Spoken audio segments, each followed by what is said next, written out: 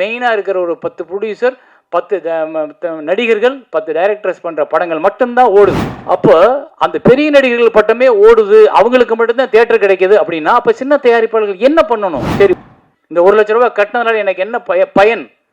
நான் உங்ககிட்ட எதிர்பார்க்கறது ஒன்று தானே, என் படத்தை நான் எடுத்துட்டேன் சார், எனக்கு நல்லபடியாக தியேட்டரை ஃபிக்ஸ் பண்ணி ரிலீஸ் பண்ணி கொடுங்க சார்ன்றது மட்டும்தானே ஒரு நான் கேட்குற கேள்வி. எல்லாரும் என்ன இவ்வளோ டிராஃபிக்கு, என்ன இவ்வளோ டிராஃபிக்கு நம்ம கேட்போம் போகும்போதே. ஆனால் நம்மளும் அந்த டிராஃபிக்குள்ள ஒரு ஆளாக இருக்கும். ஒரு கட்டுப்பாடு, ஒரு ஒழுங்கு, எல்லாரும் பிழைக்கணும்ன்ற ஒரு நல்ல சிந்தனை. சினிமாவில் சொல்லி மாலா ஞாபகங்கள் நட்பெனும் நினைவு பூக்களோடு இயக்குனர் சேரன் அவர்களை உங்கள் முன் பேச அழைக்கிறோம்.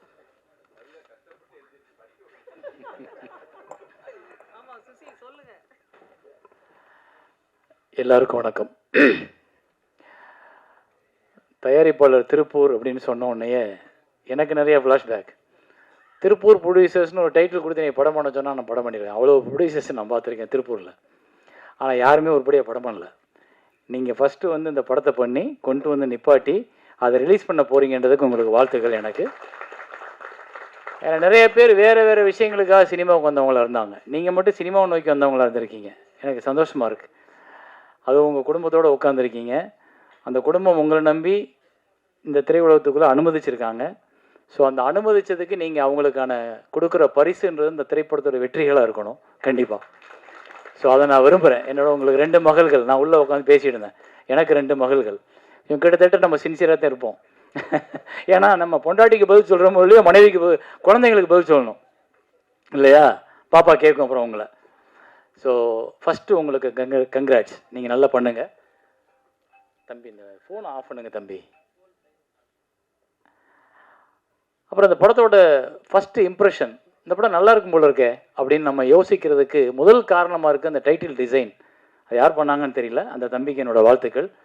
ரொம்ப அழகாக ரொம்ப பிரமாதமாக டிசைன் பண்ணியிருக்காரு. 4th ஃப்ளோர் அப்படின்ற ஒரு சாதாரண பேர் தான் அது.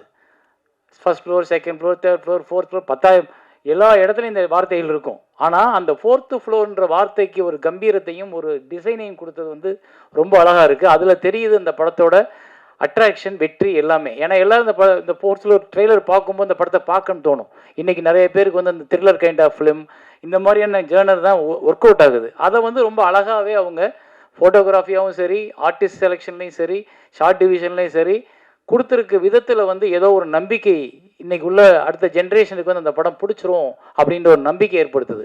ஸோ அதனால் இந்த காம்பினேஷன் அடுத்த படம் பண்ணுறதுக்கு தயாராக இருங்க. ஏன்னா உங்கள் காம்பினேஷன் எல்லாமே நல்லா ஒர்க் அவுட் ஆகிருக்கு. ஃபோட்டோகிராஃபிலேருந்து, எடிட்டர்லேருந்து, மியூசிக்லேருந்து எல்லாமே ரொம்ப மியூசிக் ரொம்ப நல்லா இருக்குது பிரதர், ரொம்ப அழகாக பண்ணியிருக்கீங்க. அந்த வார்த்தைகள் எழுதின கவிஞர் ரொம்ப நல்லா இருக்குது. உங்களுக்கு எதிர்காலம் இருக்குது, நீங்கள் நம்பிக்கையோடு இருங்க, பயப்படாதீங்க, தைரியமாக எந்திரிச்சுங்க. நான் தான் கவிஞர் இல்லைங்க. கவிஞனுக்கு ஒரு திமிரு இருக்கணும்ல, அது இருக்கலாம், தப்பு கிடையாது. அந்த அளவுக்கு நல்ல வார்த்தைகள் இருக்குது உங்ககிட்ட. எனக்கு ரொம்ப பிடிச்சிச்சு. டிசைன் பண்ணவங்க நல்லா பண்ணியிருக்காங்க. அண்ட் எடிட்டர் யார் இங்கே இருக்காங்களா? சுதர்ஷன், ராம் சுதர்ஷன். ஓ, அந்த இதுக்கிட்ட ஜெமினியில் இருப்பார் அவர். ஓகே ஓகே, சூப்பர், நல்லா பண்ணியிருக்கார் எடிட்டர். அண்டு ஆரி வந்து எனக்கு நண்பர், அப்புறம் என்னோடய ஸ்டூடெண்ட்டு, அப்புறம் என் படத்தில் ஹீரோவும் நடித்தவர், அப்புறம் இப்போ நான் எடுத்த ஜேர்னியில் என்னோட ட்ராவல் பண்ணவர் நடித்தவர், அதை தாண்டி என்னோட உறவினர், அதை தாண்டி வந்து எங்கள் ஊருக்காரரு, மதுரைக்காரரு. ஸோ இப்படி எல்லா இடத்துலையும் எங்களுக்கு நெருக்கம் இருக்குது. எங்கள் குடும்பத்தோடு எல்லாருக்கும் தெரிஞ்ச ஒரு நண்பராக தான் நான் இங்கே வந்திருக்கேன்.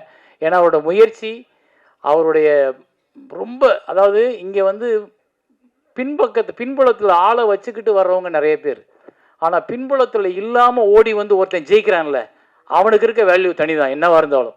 ஏன்னா பின்புலத்தில் எங்கள் அப்பா டைரக்டரு, இல்லை எங்கள் அப்பா வந்து ரைட்டரு, இல்லை எங்கள் அப்பா ப்ரொடியூசர்னு ஒருத்தர் வராமல் எனக்கு யாரையுமே சினிமாவில் தெரியாதுங்க, சினிமா தெரியும் அப்படின்னு வந்ததில் நான் ஒரு ஆள், அவர் ஒரு ஆள். ஸோ எங்களுக்கெல்லாம் அந்த வெற்றி தான் எங்களையே இன்னைக்கு வரைக்கும் உயிர்ப்போட வச்சுருக்கு. அப்படின்னா நாங்களாக போராடி, நாங்களாக ஜெயிச்சு, நாங்களாக அந்த இடத்துல உட்காந்துருக்கோம். எங்களுக்கு யாரும் பின்னாடி சப்போர்ட் பண்ணி நீ போயிருந்து எங்களுக்காக 10 படம் எடுக்கலை. ஒவ்வொரு படத்துக்கும் சுசீந்திரனுக்கும் அதே மாதிரி தான், அவருக்கு இதே மாதிரியான இப்படி வந்தவங்க பாருங்கள், தொடர்ந்து இண்டஸ்ட்ரியில் படம் பண்ணிக்கிட்டே இருப்போம். ஏதோ ஒரு ரூபத்தில், ஏதோ ஒரு இடத்துல நாங்கள் எங்களுடைய படங்கள் மூலமாக உங்ககிட்ட பேசிக்கிட்டே இருப்போம். அப்படி ஒரு ஆளாக நான் ஆரியை பார்க்குறேன். எனக்கு ஆரியை வந்து முதல் படம் நான் ஆடும் கூத்து அப்படின்னு ஒரு படம் பண்ணும்போது, அந்த படத்தில் டிவி சந்திரன் டைரக்டர், அவர் வந்து என்கிட்ட கேட்டார், எனக்கு இந்த கேரக்டர் பண்ணுறதுக்கு ஒரு நல்ல முகம் வேணும், ஒரு நல்ல பையன் வேணும் அப்படின்னு கேட்கும்போது எனக்கு ஒரு ஆட்டோகிராஃபில் நடிக்க வந்தவரை நான் கூப்பிட்டு எனக்கு ஃபிசிக்கல் ட்ரெயினராக வாங்க, நான் ஒரு 72 கிலோ 76 கிலோவாக இருந்தேன். இப்போ அதை வந்து எனக்கு ஷூட்டிங் போகிறதுக்கு இன்னும் 10 நாள் 15 நாள் தான் இருக்குது, எனக்கு 12-13 கிலோ குறைக்கணும் ஆறினேன். சார் 15 நாளில் 13 கிலோவா எப்படி குறைக்கிறதுன்னு? ஆனால் குறைச்சார். ஆனால் குறைச்சோம், தவம் மாதிரி குறைச்சோம். ஏன்னா அவர் என்னை வந்து சக்கையாக புழிஞ்சிருவார். ஸோ ஒரு ஒர்க்கில் உள்ள டெடிக்கேஷன் எனக்கு நான் அன்றைக்கி பார்த்தேன். ஸோ இந்த பையன் வந்து இந்த டைரக்டரை காக்கா பிடிச்சிக்கிட்டா பின்னாடியே இருக்கலாம், நாளைக்கு ஒரு படம் பண்ணிடலாம்னு நினைக்காம நம்ம நடிக்க தான் போனோம். ஆனால் ஒரு டைரக்டர் என்னை இதை மாற்றுன்னு சொல்லி கொடுக்குறாரு, அந்த வேலையில் நான் சின்சியராக இருக்கணும்னு அதுக்காக சார்ட்டு போட்டு கிட்டத்தட்ட ஒரு 15-20 நாளில் 13 கிலோ குறைச்சோம். எனக்கு அது ஆச்சரியமாக இருந்தது. இன்றைக்கி யாருமே குறைக்க முடியாது, எப்படியுமே குறைக்க முடியாது. அது வந்து என்னென்னா அந்த ஆட்டோகிராஃப் சக்ஸஸில் அது ஒரு பார்ட். அது அந்த படம் சக்ஸஸ் ஆகணுன்றதுக்காக நடந்த ஒரு அதிசயம். அன்னைக்கு நான் 65 கிலோ குறைஞ்சது, இன்றைக்கி நான் அதுக்கப்புறம் கூடவே இல்லை, அதே வெயிட்டு அப்படியே மெயின்டைன் பண்ணிகிட்டே இருக்கேன். அதுக்கு காரணம் நீங்கள் தான். அந்த டெடிக்கேஷன் என்னாச்சு, அவரை வந்து நான் ஆடும் கூத்து பண்ணும்போது ஆடும் கூத்தில் சரி ஆரியை அறிமுகப்படுத்தலாம். அவர் கூட டிவி சந்திரன் ஒரு பெரிய டைரக்டர், அவர் மலையாளத்தில் நேஷனல் அவார்டு வாங்கின பெரிய டைரக்டர்.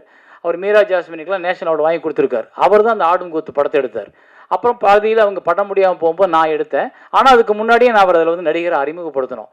ஆனால் அது ஒரு பெரிய வாய்ப்பை தேடி கொடுத்துடல, அது ஒரு பெரிய அங்கீகாரத்தை கொடுத்துடல.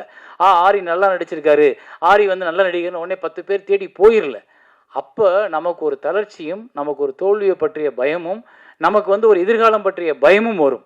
அந்த பயத்தை ஓவர் கம் பண்ணி ஒவ்வொருத்தனும் வந்து தன் முதல் தோல்வியை ஒரு மனிதன் கடந்துட்டான்னா எத்தனை தோல்வியும் கடக்கிறதுக்கான கம்பீரம் தைரியம் அவனுக்கு வந்துடும். அந்த முதல் தோல்வியை கடந்தவன் தான் ஆரி.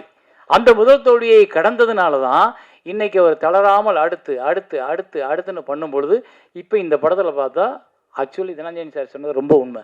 அவ்வளோ பர்ஃபெக்டாக உள்ளுக்குள்ளே உட்காந்துருக்கார். ஸோ இது இன்னி தொடர்ந்து அவருக்கு நிறைய படங்களை உருவாக்கும், நிறைய படங்களை கொண்டு வரும். தனியாக நீங்கள் நிற்கிறதுக்கான ஒரு வாய்ப்புகளை இன்னும் நிறையா உருவாக்கும் இந்த சினிமா. ஆனால் நீங்கள் இந்த சினிமாவுக்கு உண்மையாக இருங்க, அவ்வளோதான். இந்த சினிமாவுக்கு உண்மையாக இருந்தோம்னா போதும். ஸோ இதுதான் எனக்கு நான் உங்களுக்கு கொடுக்குற அட்வைஸ்ன்றது. மற்றபடி தனஞ்சயன் சார் சொன்னார், இது காலகாலமாக கடந்த 20 வருஷமாக நம்ம எல்லாம் புலம்பிக்கிட்டு இருக்கிறது தான். பாருங்க, எல்லாரும் விட்டு ரெடியாக இருக்காங்க, ஏதாவது ஒரு பால் விழுகும், இறை விழுகும் அப்படின்னு நினைக்கிறாங்க. அந்த இறையை எப்படி கொடுக்குறதுன்னு தெரியல. ஏன்னா தனஞ்சயன் சார் சொன்னது வந்து ஒரு கருத்து மட்டும் கிடையாது, நிறைய தயாரிப்பாளர்களோட வலி, நிறைய தயாரிப்பாளர்களோட பிரச்சனை. ஒரு படத்தை ஆசைப்பட்டு எடுத்துடுறோம், அந்த படத்தை மக்கள்கிட்ட கொண்டு போய் சேர்க்கறதுக்கும் மக்களை அந்த படத்தை பார்க்க வைக்கிறதுக்கும் நம்ம ரொம்ப கஷ்டப்படுறோம். அதில் நீங்கள் இன்றைக்கி வந்து உட்காந்துருக்கும்போது ராஜா சார் வந்து ஜெயிக்கணும் அப்படின்னு நான் ப்ரே பண்ணுறேன்ல, அது காரணம் என்னென்னா ஏற்கனவே வந்த நிறையா தயாரிப்பாளர்கள் ஜெயிக்கலைன்றப்போ அவங்க படுற வலியும் கஷ்டம் எனக்கு நல்லா தெரியும். நான் திருமணம்ன்ற ஒரு ப்ரொடியூசர் ஒரு புது ப்ரொடியூசர் வச்சு படம் பண்ணும்போது அந்த படம் பிரேக் ஈவன் ஆச்சு. இருந்தால் கூட எனக்கு அந்த புது ப்ரொடியூசரை பயன்படுத்துறதுக்கு பயம் வருது. ஏன்னா அது அவர் உழைச்ச பணம், அவர் குடும்பம் ஒரு நம்பிக்கையோடு காத்திருக்கிற பணம். அவர் ஒரு குடும்பத்திலேருந்து ஒரு பணத்தை பிடுங்கி ஏதோ ஒரு தாகத்தில் நம்ம ஒரு சினிமா ப்ரொடியூசர் அவனை கொண்டாந்து போடுற பணம். ஆனால் அதை இங்கே ஜெயிச்சு திருப்பி மீட்டு எடுக்கிறதுக்கு அந்த தயாரிப்பாளருக்கு வழி இருக்கான்னா இல்லை. அப்போ நாங்கள் மனசாட்சி அடகு வச்சுட்டு ஒரு தயாரிப்பாளர் தெரிஞ்சே ஒரு குழிக்குள்ளே கொண்டு போய் தள்ளுறோமா அப்படின்னா ஆமாம், தள்ளுறோம். அது யார் பிழைக்கிறதுக்கு? இங்கே இருக்கிற 120 டெக்னீஷியனும் பொழைச்சிட்டு போயிடுவாங்க. இவங்க யாரும் சம்பளம் வாங்க வேலை பார்க்க போகிறதில்ல. டெக்னீஷியன் சவுண்ட் இன்ஜினியர்லேருந்து ப்ரொடக்ஷன் வரைக்கும் எல்லோரும் காசை கொடுத்தா தான் வேலை. ஆனால் அது எல்லாத்தையும் ஒரு ப்ரொடியூசர் திரும்ப வரும்ன்ற கனவுல கொண்டு வந்து போடும்போது எல்லாம் வாங்கிக்கிட்டு முடிச்சுட்டு நன்றி சார் நன்றி சார்ட்டு போயிடும். அந்த படத்தை வச்சுட்டு ஒரு ப்ரொடியூசர் தனியாக நிற்கிறார். இதை எங்கே கொண்டு ரிலீஸ் பண்ணுறது? எத்தனை ஷோ கொடுப்பாங்க? எத்தனை தேட்டர் கொடுப்பாங்க? எப்போ சொல்லுவாங்க ஷோ இதுன்னு?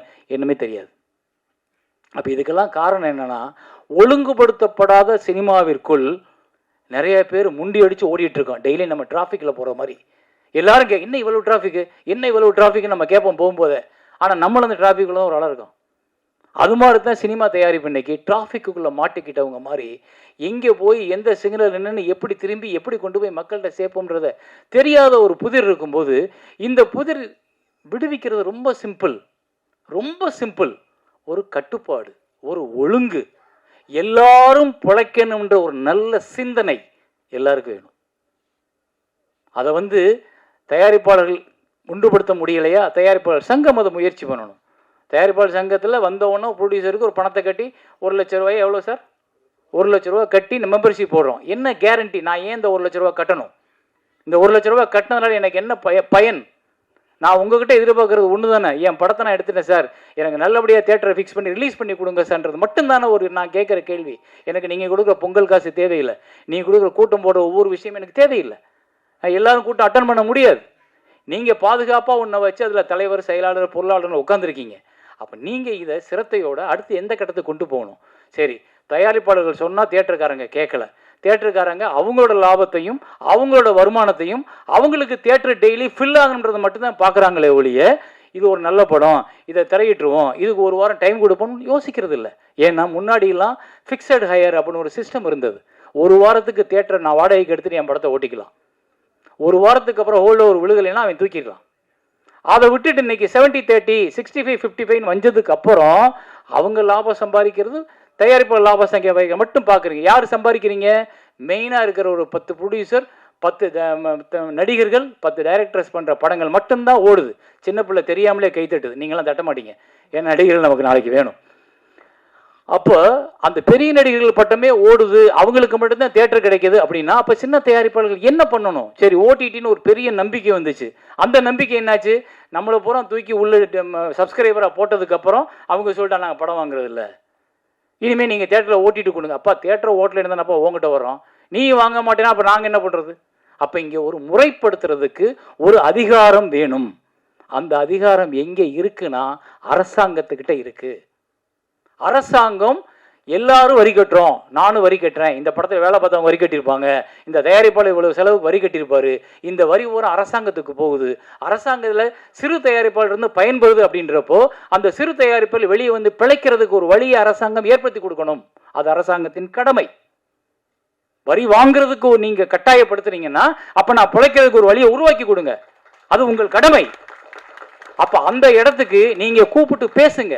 சிறுத்தை நீங்க தான் தியேட்டர் கூட வச்சிருக்கீங்க, உங்க கண்ட்ரோல்ல நிறைய பேர் வந்து அந்த ஒரு 10 பேர் தான் கண்ட்ரோல் பண்ணிருக்காங்க தியேட்டர்ஸை. அப்ப நாங்க சொன்னா அவங்க கேட்க மாட்டாங்க. அப்ப நீங்க என்ன பண்ணணும்? எம்ஜிஆர் அப்படின்னு ஒரு முதலமைச்சர் இருந்தார் முன்னாடி, அவர் நம்ம ஊர்ல வந்து டப்பிங் படங்கள் நிறைய வந்துகிட்டு இருந்துச்சு. அந்த டப்பிங் படங்கள் வரும்பொழுது தமிழ் படங்கள் காணாமல் போகிற வாய்ப்பு உருவாச்சு. எல்லாரும் வந்து ஜாக்கி சான் தமிழ் பேசுறத பார்க்க ஆரம்பிச்சோம். அப்ப எம்ஜிஆர் என்ன பண்ணாரு? கூப்பிட்டு ஒரு ஆர்டர் போட்டார், எந்த திரையரங்கங்களும் கண்டிப்பாக 90 நாட்கள் தமிழ் படம் போட வேண்டும், அப்படி போடலன்னா லைசன்ஸ் ரத்துனார். அதுதான் இன்னைக்கு சிறு திரைப்படங்களுக்கு 3 மாசம் ஒதுக்கி கொடுங்க. அது எந்த 3 மாசம் இருந்தாலும் பரவாயில்ல, 9 மாசம் நீங்க பெரிய படங்கள் எல்லாத்தையும் போட்டுக்குங்க, 3 மாசம் சிறு தயாரிப்பாளர்களுக்காக மட்டும் தியேட்டர் ஒதுக்குங்க. அந்த நேரத்தில் பெரிய படங்கள் வரக்கூடாது. அப்படி வராம இருந்தா 700 தியேட்டர் இருக்கும்போது 100 தியேட்டர் 150 தியேட்டர் பிரச்சா கூட ஒரு வாரத்துக்கு 6 படங்கள் வெளியாகும். 3 மாசம்னா நான் ஒரு மாசம் 4/24, 3 மாசம்னா 72 படம் ரிலீஸ் ஆகும். 72 ப்ரொடியூசர் வாழ்வாங்க. அப்ப இந்த திட்டத்தை யார் போடுறது?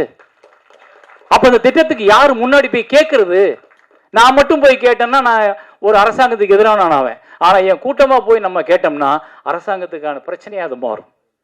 அப்ப அவங்க ஒரு வாரம் போட்டுக்குங்க, ஒரு தயாரிப்பாளர் ஒரு வாரத்துக்கு நீங்க கூலி கட்டுங்க, தியேட்டருக்காரங்க நஷ்டப்பட வேண்டாம், நீங்க ஒரு வாரத்துக்கு என்ன கூலியோ வாங்கிக்கிறீங்க அப்படின்னு சொல்லும் பொழுது தியேட்டருக்காரத்துக்கு நஷ்டம் இல்லை, அரசாங்கத்துக்கு நஷ்டம் இல்லை, தயாரிப்பாளர்கள் 72 படத்தை ரிலீஸ் பண்ணிட முடியும். இந்த திட்டத்தை பேசுறதுக்கு யாருக்கு தெரியாம இல்லை? தனஞ்சனி சாருக்கு நல்லா தெரியும் இந்த மாதிரி ஸ்கீம் நல்லா இருக்குன்னு, ஆனா யார் போய் பேசுறது? அப்ப நான் பகச்சுக்கிறோம்ன்ற பயம் எதுக்கு? நான் ஏன் ஊர்ல நான் பிழைக்கிறதுக்கு நான் வரியை கட்டிட்டு நான் உனக்காக கஷ்டப்பட்டு அரசாங்கம் நல்லா இருக்கணும்னு என் வரியை பூரா கட்டிவிட்டு நான் பிழைக்கிறதுக்கு முன்னவன் உங்ககிட்ட கேட்கறதுக்கு நான் ஏன் யோசிக்கணும்? யோசிக்க கூடாது. நான் இங்கே இதை பேசுறது கூட இது எப்போவாவது ஒரு பக்கம் அரசாங்கத்துக்கு அதில் விழுகும். அரசாங்கம் என்ன பண்ணும்? இப்போ தயாரிப்பாளர் சங்கத்தை கூப்பிட்டு சேரன்படி பேசினாராமே, அது என்ன கருத்து, வாங்க உட்காந்து பேசணும் கூப்பிட்டுச்சுன்னா நான் இந்த மேடையில் என்னை கலந்துக்கிட்டதுக்கு எனக்கு பிரயோஜனம் உண்டு. தேங்க்யூ.